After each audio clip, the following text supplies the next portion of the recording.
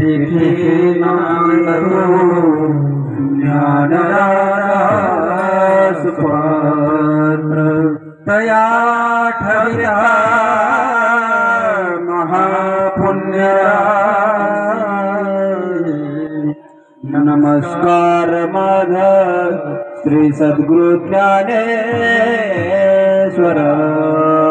पुंडलिक वरदा हरि विठ्ठल श्री ज्ञानदेव तुकाराम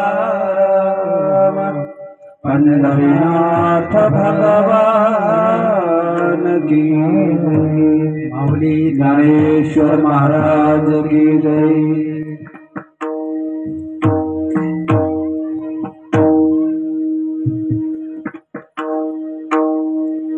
रामकृष्ण हरी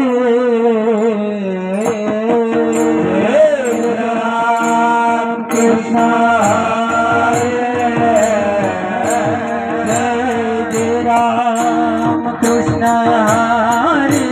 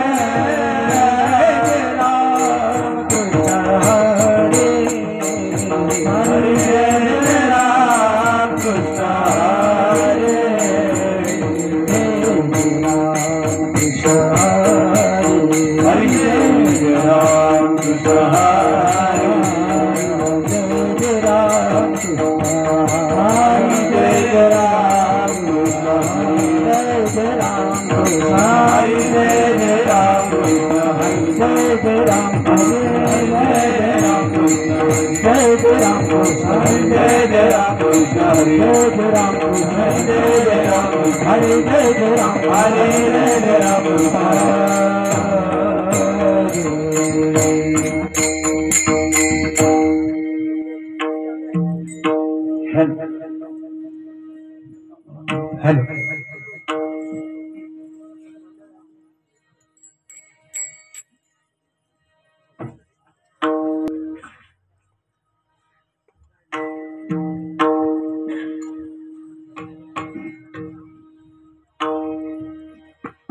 सुंदर ते ध्यान उभे विटेवरी सुंदर ते ध्यान उभे विटेवरी कर देवरी ठेवली कर देवरी ठेवली सुंदर ते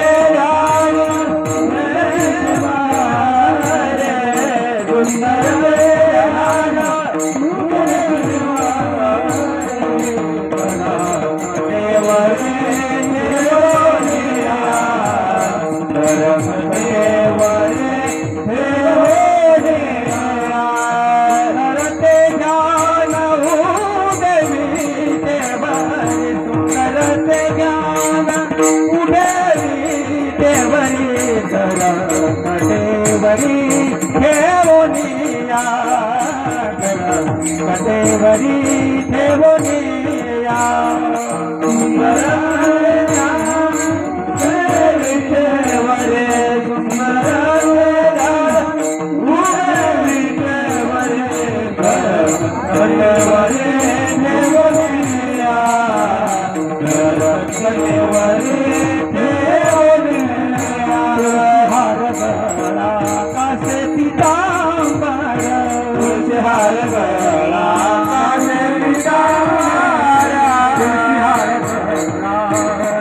पीतांबरा हार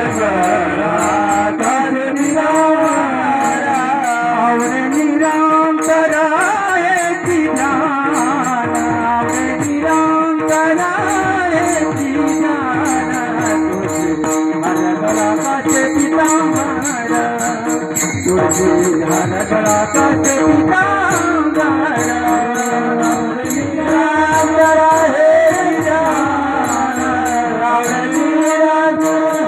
Yeah.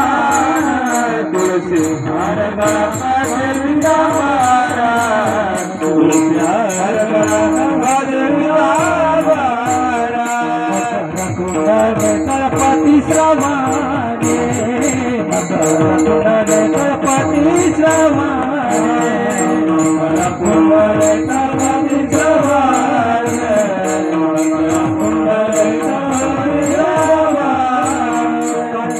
कस्तुभमणि विराजित कस्तुभमणि विराजित हरगळाकाशे पीतांबर हरगळाकाशे पीतांबर कस्तुभमणि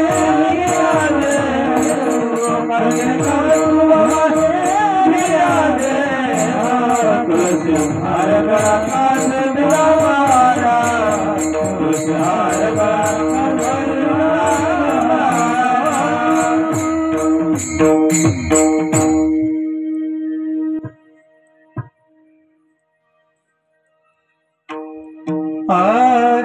तू का म्हणे माझे ती सर्व सुख तू का म्हणे माझे ती सर्व सुख तू का म्हणे माझे ती सर्व सुख तू का म्हणे माझे ती सर्व सुख तू का म्हणे माझे सर्व सुख तू का म्हणे माझे हेची सर्व सुख तू का म्हणे माझे हेची सर्व सुख तू का म्हणे माझे हेची सर्व सुख पाहिन श्री मुख आवडीने पाहिन श्री मुख आवडीने तुळसी हार गळा काश पीतांबरा तुळसी हार गळा काश पीतांबरा रे पाहिन श्री आवडीने पाहिन श्री आवडीने तुळसी हार गळा काश पीतांबरा तुळसी हार गळा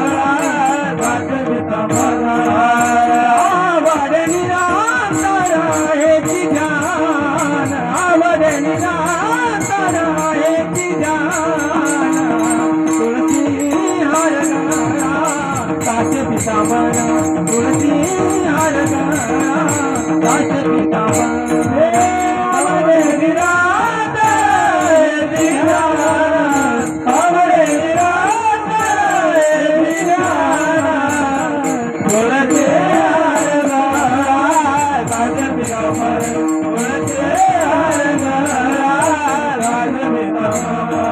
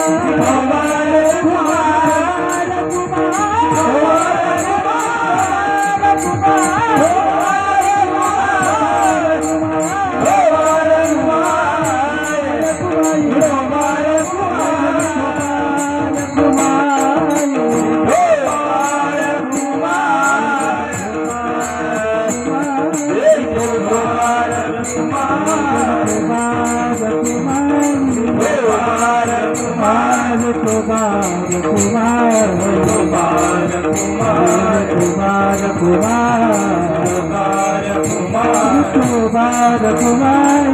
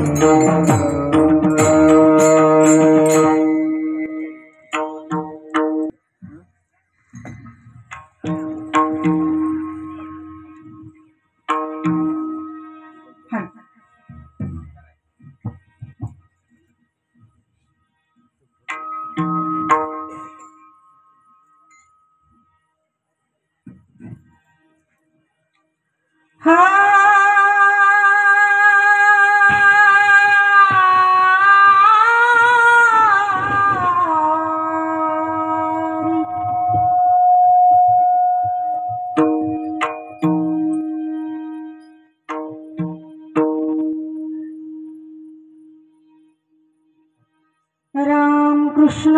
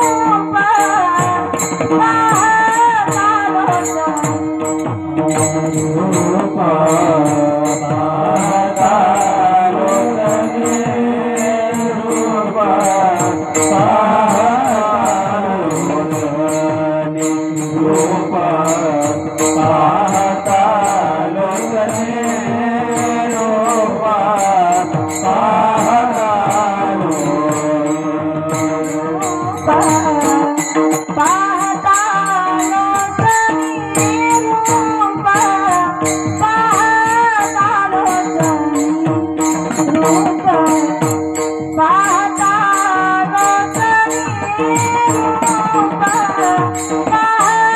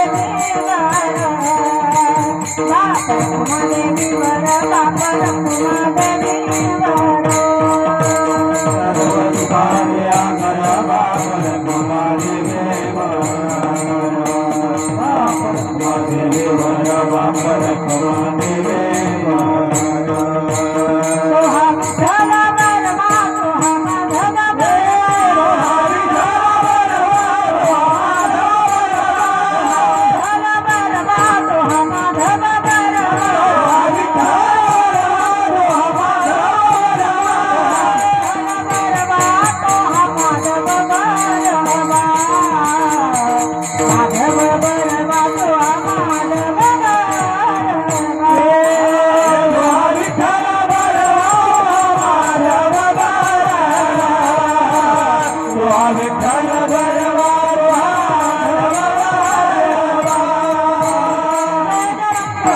हरी जय राम कृष्ण हरे जय राम कृष्ण हरे जय राम कृष्ण हरे जय राम कृष्ण हरे जय राम कृष्ण हरे जय राम कृष्ण हरे जय राम कृष्ण हरे जय राम कृष्ण हरे राम कृष्ण हरे जय राम कृष्ण हरे राम कृष्ण हरे जय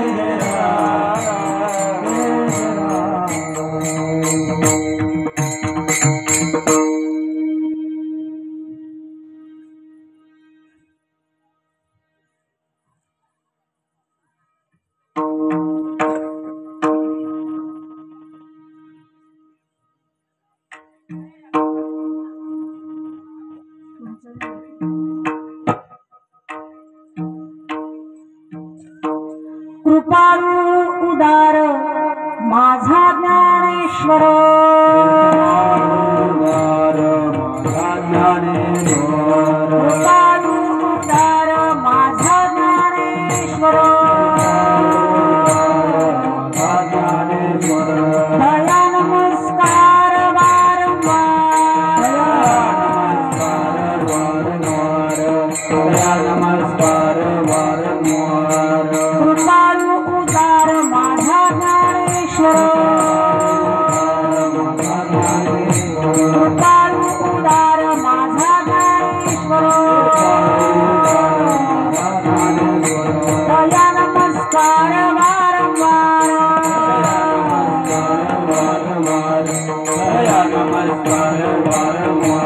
न पाहे याती कुळाचा विचार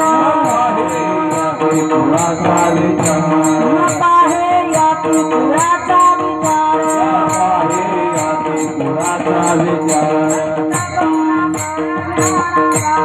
भक्त करुणा पर ज्ञानाबाई भक्त करुणा पर ज्ञानाबाई भलतिया भावे शरण जाता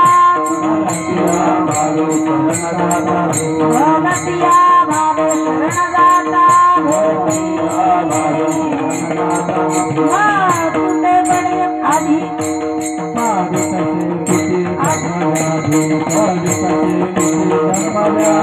न पाहे याती कुळाचा विचार न पाहे याती कुळाचा विचार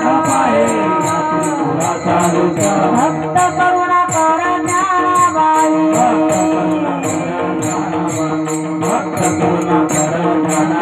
ज्ञानाबाई माझी अनाथाची माळ ज्ञानाबाई माझी अनाथाची माळ एका जनार्दनी पायवंदित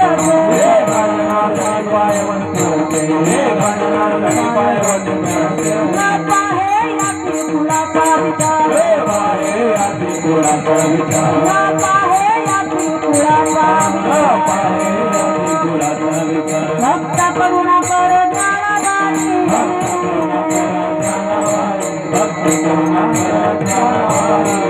ढोकार कुमारी ढोकार कुमारी ढोकार कुमारी ढोकार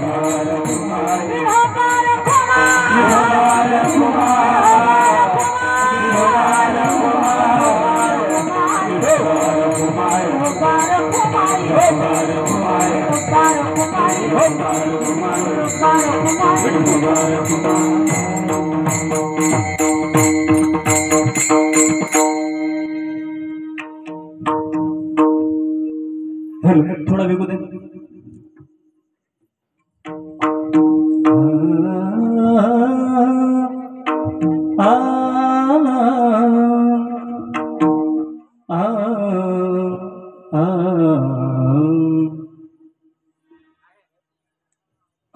कृपाळोदार माझा ज्ञानेश्वर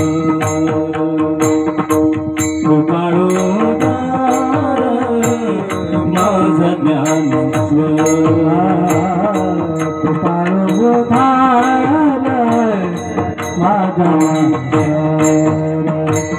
कृपाळोदार माझा ज्ञानेश्वर कृपाळो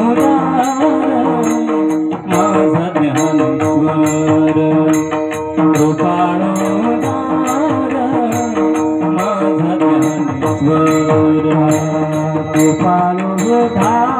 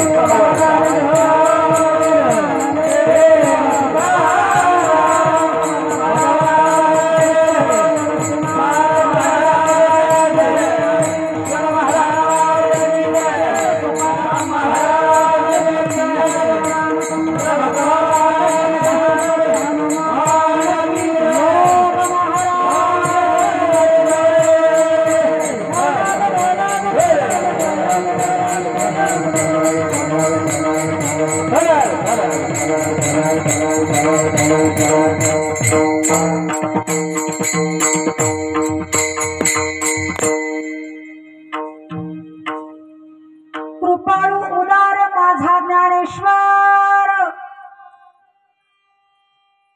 तया नमस्कार वारंवार न पाहे याती कुळाचा विचार भक्त करुणा कर ज्ञानाबाई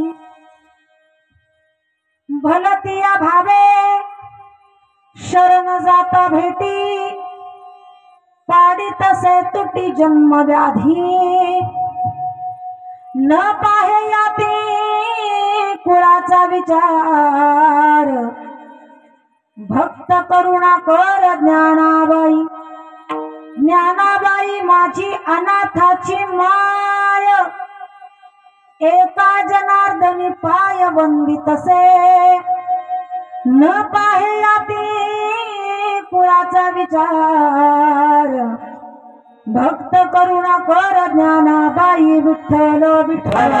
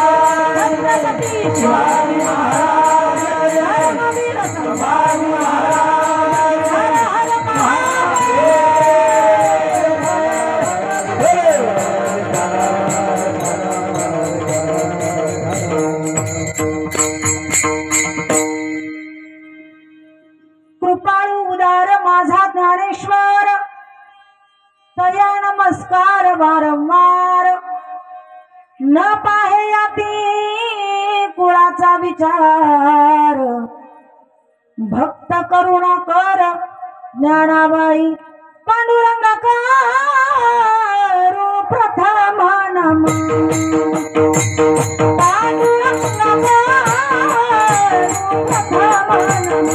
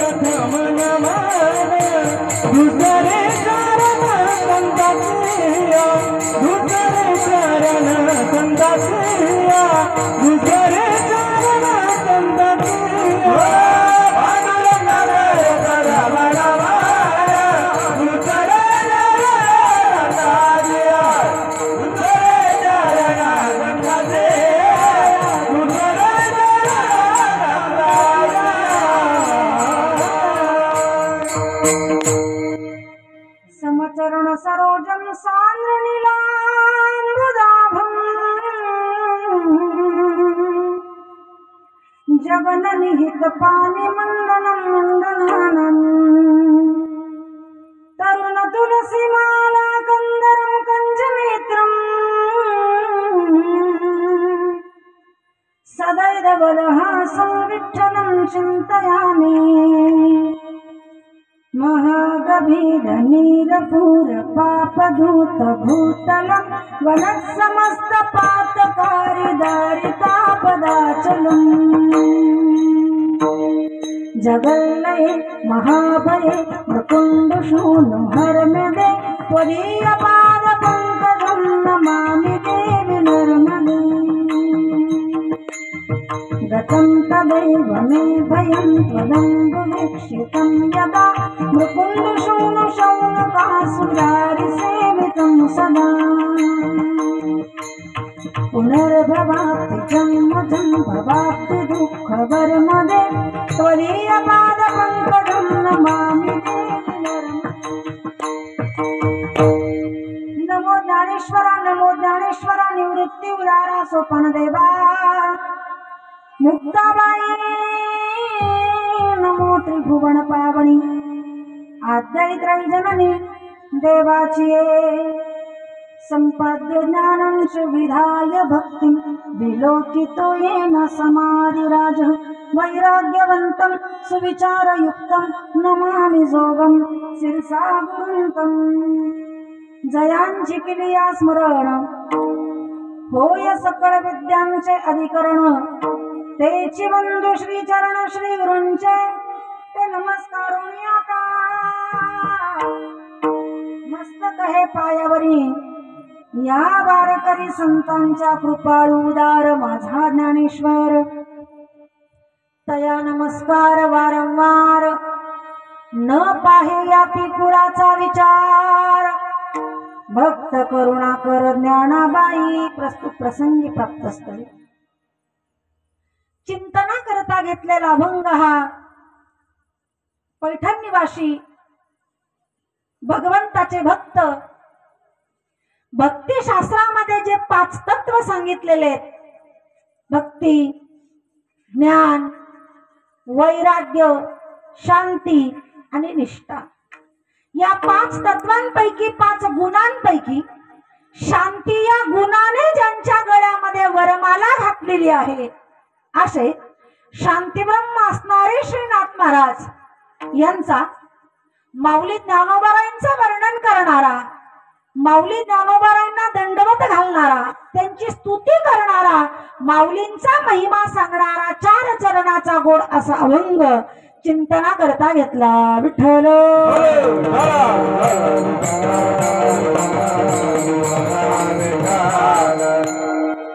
केवळ अभंगाच्या 4 चरणामध्येच माऊलींचं अस्तित्व आहे असं नाहीये या 4 चरणा इतकीच माऊलींची महती असं नाहीये माऊलींचं जीवन म्हणजे अथांग भरलेला सागर आहे समुद्र आपण कितीच चिंतन करतो माऊलींचं. आपली वाणी सुद्धा अपुरी पडेल त्यांचा महिमा वर्णन करण्याकरता. पण आपल्यालाच माऊलींचं चिंतन करायचंय ते आपल्या मनाने नाही, नादबाबांचे शब्द घेऊन त्यांच्या प्रमाणांचा शब्दांचा आधार घेऊन माऊलींच्या जीवनापर्यंत पोहोचण्याचा प्रयत्न करू. विठ्ठल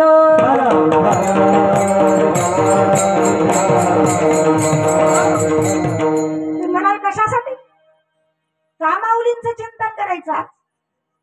कारण आज पर्व काळ आहे. आज पर्व काळ आहे.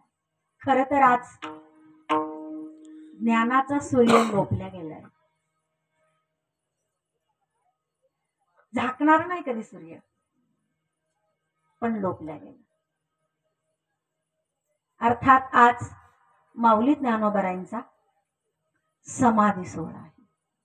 आजच्याच दिवशी माऊली समाधीस्थ झाले. संजीवन समाधी आज माऊलींनी घेतली.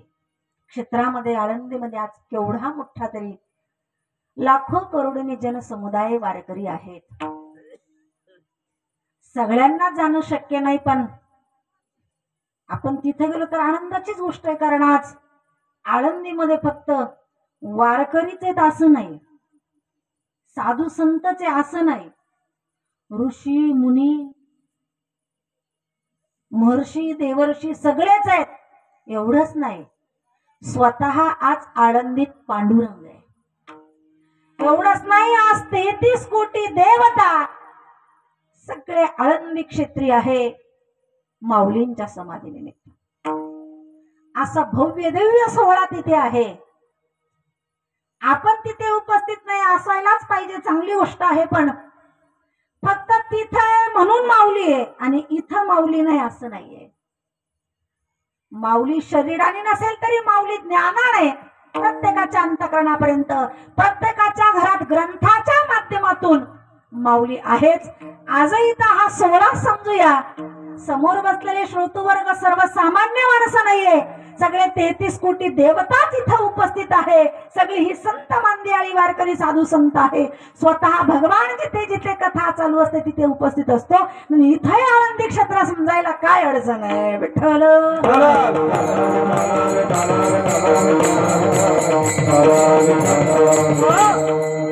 आज माऊलींचा संजीवन समाधी सोहळा आहे. त्या निमित्तानं आज माऊलींचं चिंतन अल्पबुद्धीनं करता यावं म्हणून प्रयत्न करते, बोलण्याचे धाडस करते आहे.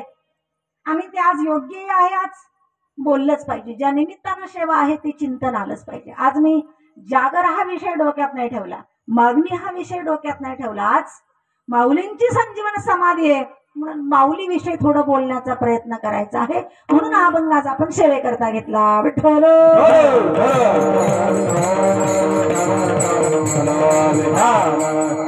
आज समाधी सोहळा आहे म्हणून माऊलींचं चिंतन. दुसरं कारण, आज का माऊलीचं का वाटण्याचं चिंतन करावं?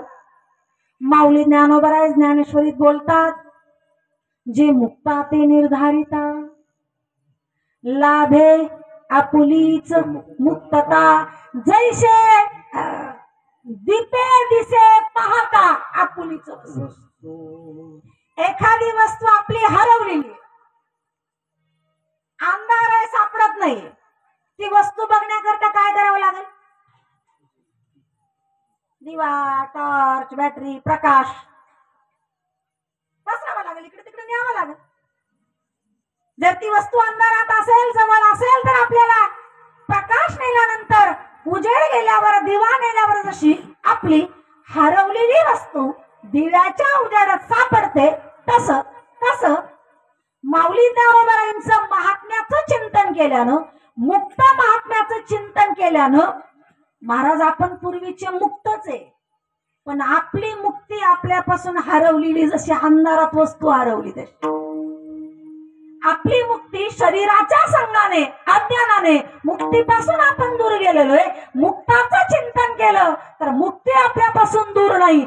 जशी ती अंधारात सापडलेली वस्तू दिव्याच्या प्रकाशाने सापडते, तसं मुक्त महात्म्याचं चिंतन केल्यानं आपली मुक्ती आपल्या जवळ येते, आपण मुक्तीच्या जवळ जातो. विठ्ठल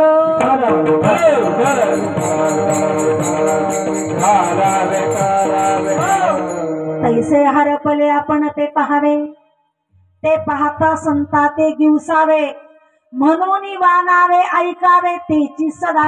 म्हणून महात्म्याचं चिंतन करावं. दुसरं कारण आपलीच मुक्ती आपल्याला मिळते, मुक्तीच्या जवळ जातो, मुक्त होण्याचा अधिकार आपल्याला मुक्त महात्म्याच्या चिंतनाने प्राप्त होतो. म्हणून महात्म्यांचं चिंतन करावं. दुसरं कारण आज आपण माऊलींचं चिंतन का करतोय? पहिलं कारण संजीवन समाधी सोहळा आहे म्हणून चिंतन करतोय. मुक्त महात्म्याचे चिंतन केल्यानंतर मुक्ती आपल्यापासून दूर नाहीये. दुसरं कारण. आणि तिसरं कारण महात्म्याचं साधू संतांचं चिंतन का करावं? कारण भगवान म्हणतात माझे भक्त माझे संत मला माझ्या प्राणापेक्षा प्रिय आहे. म्हणून त्यांचं चिंतन करा. तेही प्राणा परवते आवडते मज निरुते, जे भक्त चरित्रा ते प्रशंसती. थोडं इथं प्रकाश टाकायचंय आपल्याला. जे भक्त चरित्रा ते प्रशंसती तेही प्राणा परवते. माझ्या भक्ताचं चरित्र सांगणारे भगवान म्हणतात माझ्या भक्ताचं चरित्र वर्णन करणारे ऐकणारे मला माझ्या प्राणापेक्षा सुद्धा प्रिय. थोडं चिंतन करा. जर भक्ताचं चरित्र सांगणारे देवाला प्राणापेक्षा प्रिय तर भक्त किती प्रिय असतील? विठ्ठल.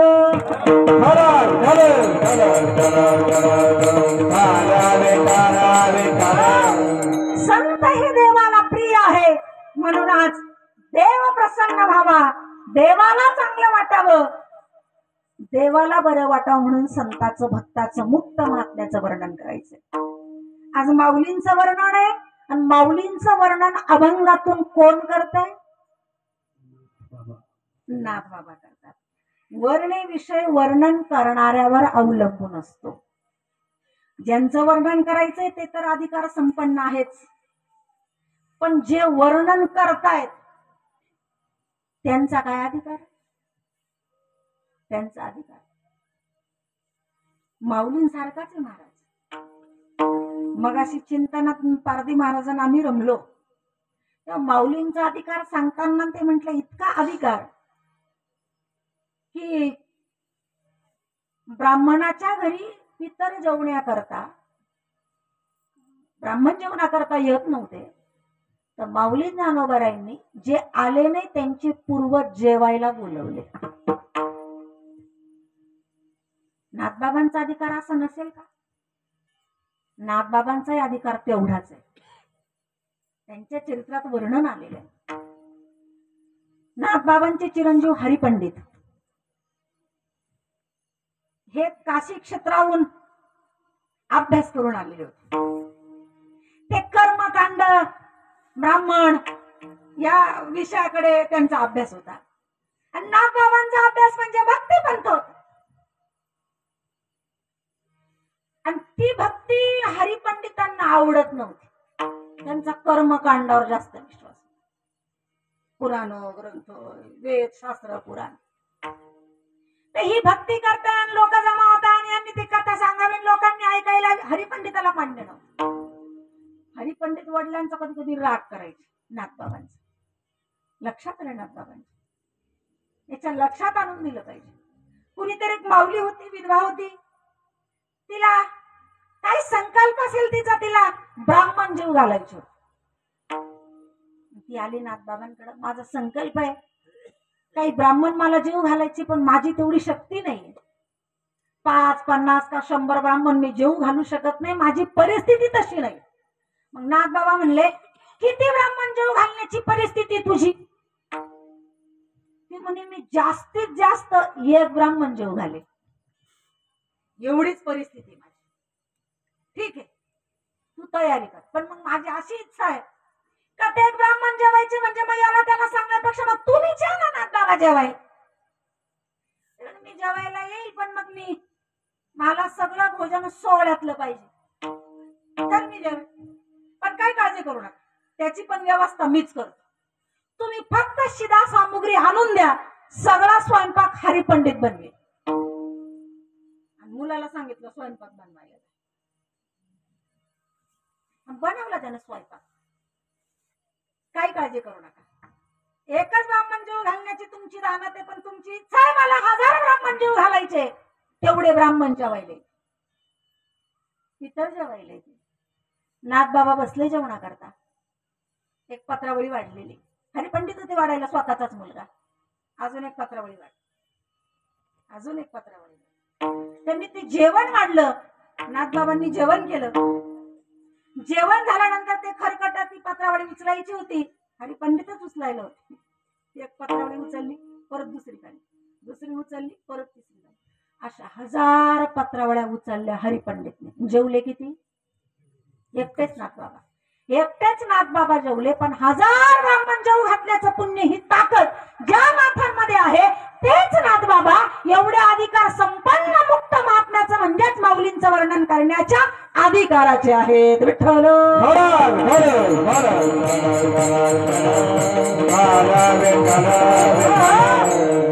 भगवंतांना ज्यांच्या घरी 36 वर्ष काम करेल, मला प्रमाण नको, ते पुरावे सगळे आपल्याला माहित आहे. पण नागबाबांचा एक विशेष अधिकार आहे महाराज. नागबाबा हे उत्कृष्ट प्रापंचिक पण आहे आणि उत्कृष्ट पारमार्थिक पण आहे. आपण उत्तम प्रापंचिक कुणाला म्हणतो? उत्तम प्रापंचिक कुणाला म्हणतो?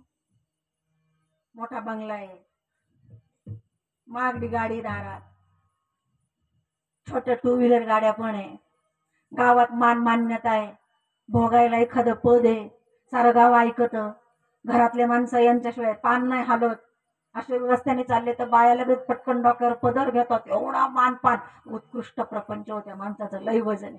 त्याला म्हणू का नाही आपण? बरं, उत्तम परमार्थिक कुणाला म्हणतो आपण? चांगला परमार्थ, त्यांचा चांगले महाराज हो, कशाला कुणाला म्हणतो आपण? ज्यांना रोज कीर्तन आहे, डायरीच रिकामी नाही, मोठे मोठे फोटो आहे, म्हणजे पत्रिकेत देवांचे फोटो झाले लहान, आमचेच फोटो मोठे, भले भले गळ्यात हार, आता ते विठोबरक महिला असं ते फुलं टाकायचं पॅड, भले मोठं धनकेबाज पाकिट, त्याला आपण कोण म्हणूया? उत्तम परमार्थिक. चूक. आपण काय व्याख्या करतो याला महत्व नाहीये. शास्त्र उत्तम प्रापंचिक आणि उत्तम परमार्थिक कुणाला म्हणताय ते महत्वाचं आहे. मी पुराव्या सकट बोलणार आहे.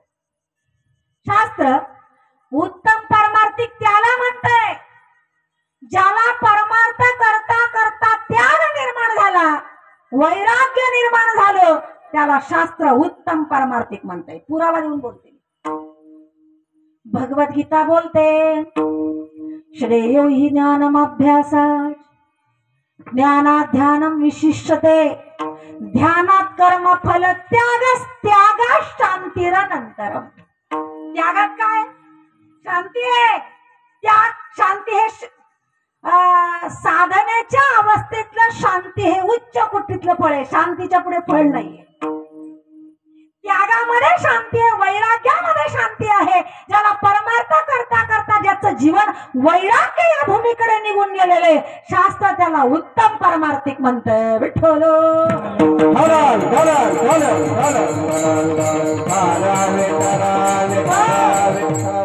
उत्तम प्रापंचिक कुणाला म्हणतंय शास्त्र? संसारातच राहून संसाराविषयीची आसक्ती ज्याची संपलेली आहे त्याला शास्त्र उत्तम प्रापंचिक म्हणतंय. संकल्पावी माया संसाराची, संकल्पावी माया संकल्पावी माया संकल्पावी माया भक्ती आवड प्रेमा संकल्पावी माया संकल्पावी माया संसारा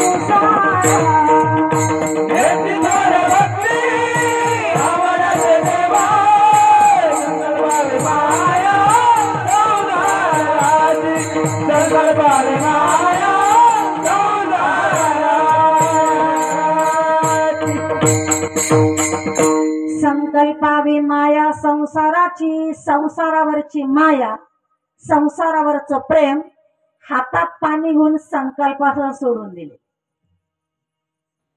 संसारातच राहून बर का, म्हणजे संसाराच्या बाहेर जाऊन नाही.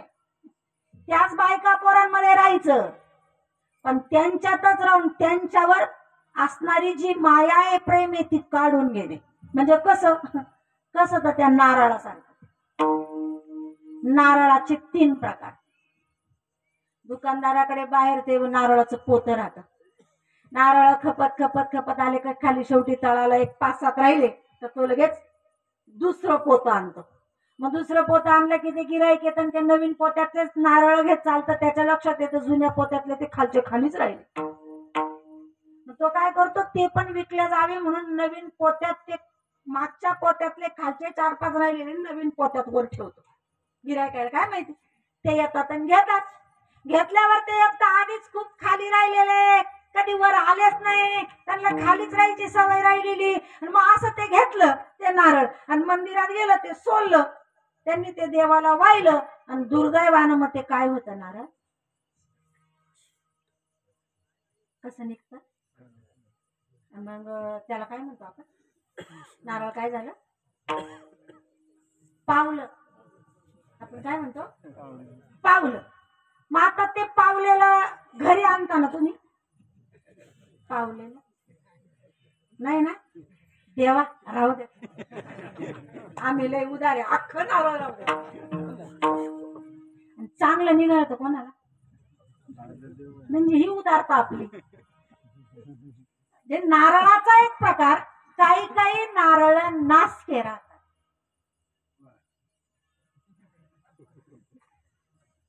नुसते कांदेच नासके राहतात असं नाही, काही काही नारळ पण नासके राहतात, एक प्रकार. दुसरा प्रकार नारळाचा, काही काही नारळातले खोबरेले चिगट, कवटीला सोडती नाही. कवटी सोडूच वाटत नाही, चिगट चिटकलेले असतात. चांगलं स्वच्छ असलं ते नारळ, मस्त देवाला फोडलं का मस्त छान पांढरं शुभ्र निघतं त्यातलं खोबरं. मग ते देवाला 5 तुकडे ठेवतो, घराकडे निघतो तर ते 4-5 लोक मंदिरात बसलेलेच राहतात. मग त्याला असं वाटतं यांना प्रसाद वाटावा म्हणून ते खोबरं त्यांना द्यायला जातो. इतके चिगट त्या कवटीला चिटकलेले, ते मोटरसायकलच्या चावीनं ते काढायला जातो, पण इतकं चिकट का खोबरं कवटीला सोडत. ते प्रसाद वाटणारं वैतागून जातात. कवटीचं त्या लोकांना म्हणतात घ्यान खा, ते बी घेतात बिचारे. आता ते रिकामेच बसलेले आता काही काम नाही त्यांच्याकडे, काही चावी बिवी नाही, पण मग नखाने काढून पाय काढून आपली कपची घे, दगड घे, खडा घे, पण ते निघत नाही. खाणारे वैतागून जातात. नाईलाज असो तसंच कवटीसह इतका चिगट, त्या दाताचा फाळच त्याच्यावर वाटतो त्या खोबऱ्यावर, पण खोबरं कवटीला सोडत. नारळाचा दुसरा प्रकार, लईन काही काही खोबरे लई चिगट, सोडायचं नावच नाही. नारळातला तिसरा प्रकार, काही काही नारळ असेच राहतात, त्यांना घेतलं का त्या दुकानदाराच्या पोत्यातून घेतलं का ते घेताना माणसं वाजून पाहतात. ते नारळ कानाजवळ घेतलं, असं वाजवलं का ते कसं वाजतं, गुडगुड गुडगुड खडखड खडखड वाजतं. म्हणजे काय, खोबरं नारळातच आहे, खोबरं कवटीतच आहे, पण त्या खोबऱ्याने कवटीत राहून कवटीला सोडून दिले. असंच राहायचंय आपल्याला, राहायचं संसारात, सोडायचं त्याला काय अधिकार. मुलगा आणि बाप एकत्र जेवतो, किती वर्षाचा मुलगा बापाच्या ताटात जेवू शकतो त्याला पण अधिकार आहे. पती पत्नी जरी असेल तरी कितपत उष्ट खावं याला पण शास्त्रानं काही मर्यादा दिलेल्या आहे. कधी कुणाचं उष्ट खाऊ नये, पण आपल्या सद्गुरूंचं उष्ट खाल्ल्याशिवाय राहू नये. विठ्ठल विठ्ठल.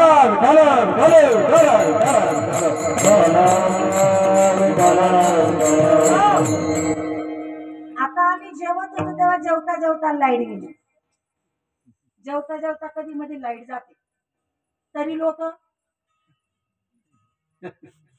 खातच राहतात. लाईट गेल्यावर जो अंधार पडतो त्या अंधारातल्या जेवणावर पण पिशाचाचा अधिकार असतो.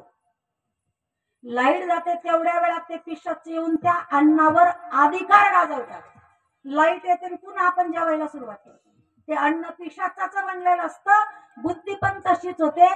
ते अन्न टाकून द्यायचं का, नाही टाकायचं. लाईट गेल्यावर जेवण थांबवायचं, ते अन्नावर एक तर दुसरं ताट झाकून ठेवायचं. पण आता लगेच घाईगडबड ताट कुठून आणायचं, काय माहित असतं का लाईट जाणार. मग काय ताट जवळ घेऊन बसावं का, तर रोज बघताच काही ध्यानात नाही. मग जर अचानक लाईट गेली, अंधार पडला, तर अंधारात जेवण थांबवावं, तोंडातला घास सुद्धा थांबवावा, चावू नये. आणि त्या ताटावर आपला असा हात ठेवावा, गायत्री मंत्र म्हणावा. येतो ना? म्हणावा. नाही याला गायत्री मंत्र आला तर 15 वाद्य म्हणा. येतो ना? नसेल तर वैश्वानर एक श्लोक म्हणा. नाही झालं, ओम नमो भगवते वासुदेवाय. ते बी नाही जमलं, रामकृष्ण.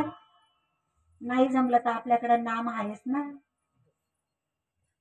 ताटावर हात ठेवावा, नामचिंतन करावं.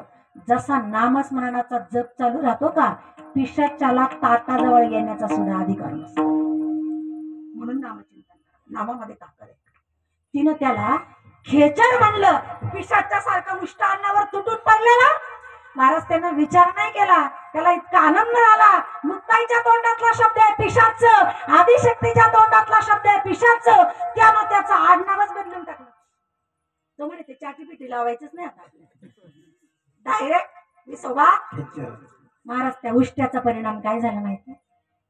उष्ट्याचा परिणाम, जो रात्रंदिवस देवाच्या जवळ राहत होता, जो रात्रंदिवस देवाच्या सानिध्यात देवाबरोबर बोलत होता, देवाबरोबर जेवत होता, अधिकार एवढा ज्या नामदेव महाराजांचा आहे, त्या नामदेव महाराजांची गुरु बनण्याचा अधिकार कुणाला प्राप्त झाला? विसोबा खेचरांना. ही माऊलींची कृपा आहे. तुम्ही कोणत्या भावनेने त्यांच्याकडे गेले तरी गुरु होण्याचा अधिकार प्राप्त करून दिला. एवढे उदार एक माझे ज्ञानोबाराय विठ्ठल.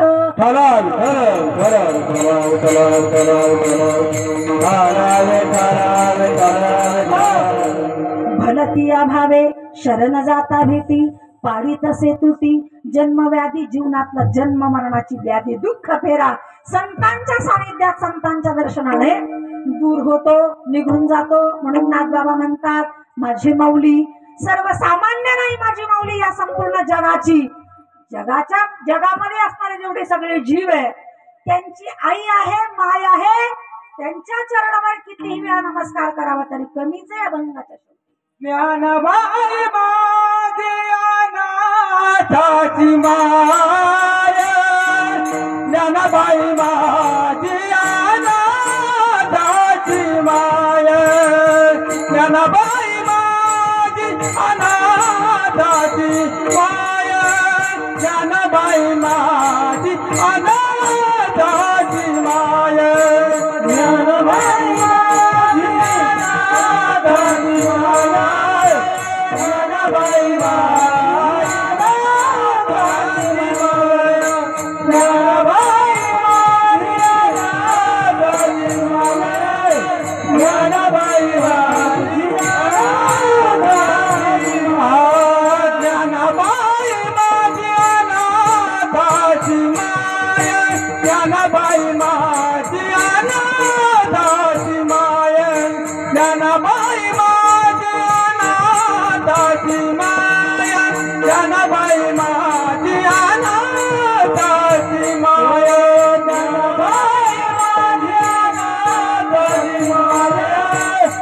ज्ञानबाई माझी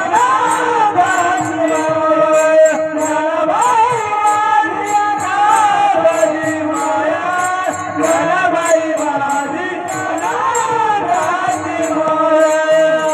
एका जनार्दनी पाये वंदिता जय, एका जनार्दनी पाये वंदिता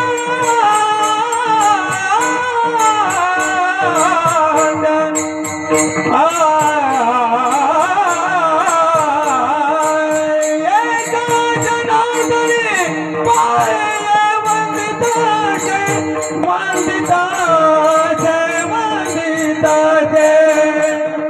भरभरानी अनाथ विचार, न पायाती कुळाचा विचार, न पायाती कुळाचा विचार, न पायाती कुळाचा विचार, न पायाती कुळाचा विचार, न पायाती कुळाचा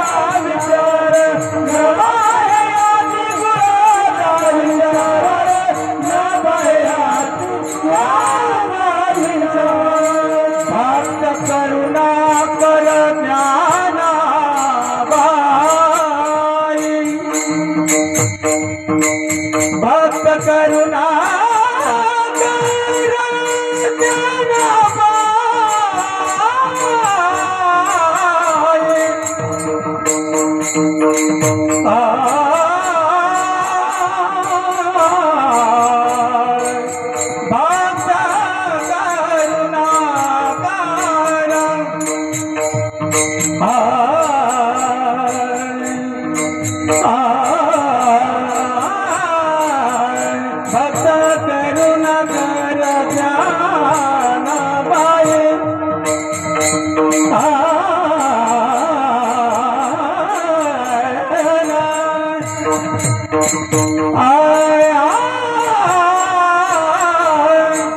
भक्त